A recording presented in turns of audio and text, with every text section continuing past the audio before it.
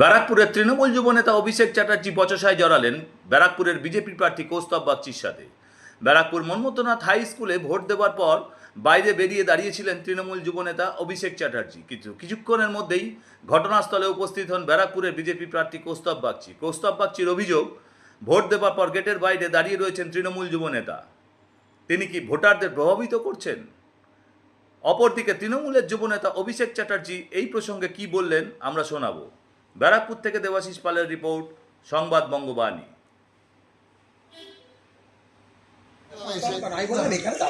তুমি ঢুকে মাত্র কি বললে?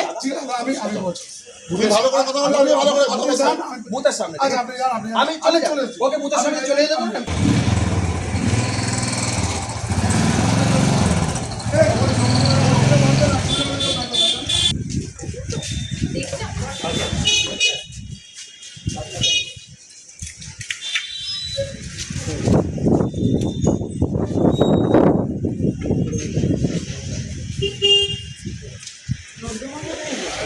হয়েছিল আজকে, তুমি তো ভোট দিতে গেছিলে, সব থেকে বড় কথা আজকে তো চূড়ান্ত শান্তিপূর্ণভাবে ভোট হয়েছে। যে দৃশ্য আমরা দেখতে পেলাম, মনমোহন স্কুলের সামনে তুমি দাঁড়িয়েছিলে, হঠাৎ করে কৌস্তব বাগচি ওখানে এসে তোমাকে গালিগালাজ করা শুরু করেছে, দেখলাম যেটা। কি হয়েছিল ঘটনা? প্রথম কথা হচ্ছে যে যেহেতু আমি 6 নম্বর ওয়ার্ডের ছেলে, ওখানে আমি ভোট দিতে গেছিলাম মনমোহন স্কুলের সামনে। এবারে আপনি জানেন এটা নিয়ম যে বুথের ভেতরে ফোন দেওয়া যায় না, এটা বুথের ভেতরে ফোন নিয়ে দেওয়া যায় না। আমি ফোনটা দূরে, আমার চেহারা যেহেতু আমার কাছে ছোটো বয়সে বড় হবে, ফোনটা দোকানে দিয়ে এসে বাইকটাকে একদম মিষ্টির দোকানটার সামনে রেখে ভেতরে গেছি। 30 সেকেন্ডও লাগেনি, লাইন খালি ছিল, নিয়ে ভোট দিয়ে বেরিয়ে আসছি। উনি ফুট করে, জানি না কোথা থেকে খবর পেয়েছে কিনা বা কোথা থেকে জেনেছে কিনা, উনি ফুট করে দিয়ে গাড়ি থেকে শুরু করে বলে, এই পঞ্চায়েতের ভোটার এখানে কী করছে, গ্রামের ভোটার এখানে কী করছে।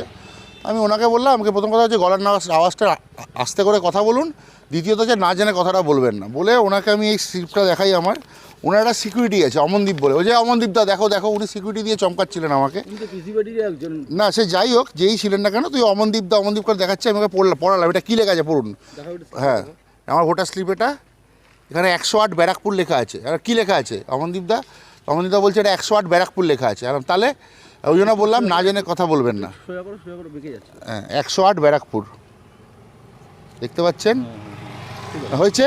তো গ্রামের ভোটার পঞ্চায়েতের ভোটার কাকে বলছেন? তো যাই হোক, হোয়াট এভার, আমি ওনাকে ওটা বলাতে তখন উনি এরকম বিচলিত হয়ে গেলেন। অমিন্দব দাও তখন আমাকে বলছে, না আপনি উত্তেজিত হচ্ছেন কেন? উত্তেজিত হবো না কেন?